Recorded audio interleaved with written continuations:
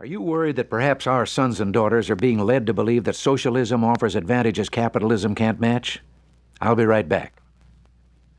Economists, at least the good old-fashioned kind, have written countless books and essays trying to explain that a free market economy is superior to the collectivism of Karl Marx. There really shouldn't be much of an argument with all the examples we have for comparison. Everywhere there is a socialist nation, there is a failure to meet the needs of the people of that nation, except by calling on capitalist neighbors for help. Still, it is the socialist world that is expanding while ours grows smaller. Well, how would you like to feel a little better about the whole thing? I received a letter a couple of weeks ago that brightened my whole day.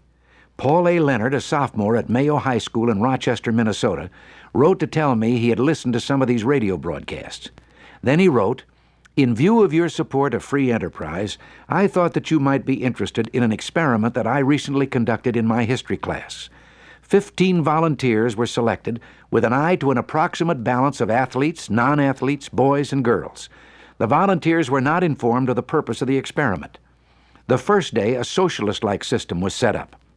The subjects were informed that they had volunteered to do push-ups, in return for which they would be given candy." Unquote.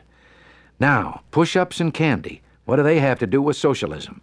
Well, Paul Leonard explained to the 15 volunteers that they would do push-ups with a limit of 30 on how many anyone would have to do or could be allowed to do. For every 5 push-ups, they would each get a piece of candy. And here's where the political science comes in.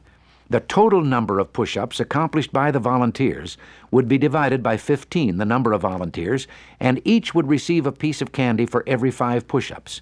Those who could do 30 and those who couldn't get off the floor once would share equally in the candy. 4 managed to do the maximum, and the overall average was 16.2 push-ups, so everyone received 3 pieces of candy. That was half the experiment, the socialist half. The next day was capitalism's turn. The volunteers found they were going to do push-ups again, same limit, no more than 30, and same reward, 1 piece of candy for each 5 push-ups. Just one difference. They were capitalists this time, no averaging. They would each get 1 piece of candy for every 5 push-ups that each one was able to do. In other words, there was an incentive for each one to do his or her very best.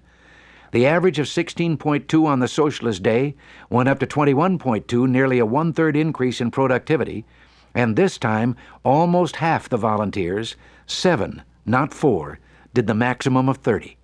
I gathered from Paul Leonard's letter that he really wasn't too surprised about that.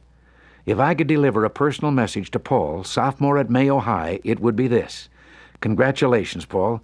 You've demonstrated you understand the difference between the magic of the free market system and the idiocy of Karl Marx. There are some pretty eminent PhDs in economics who can't figure that out. End of message. This is Ronald Reagan. Thanks for listening.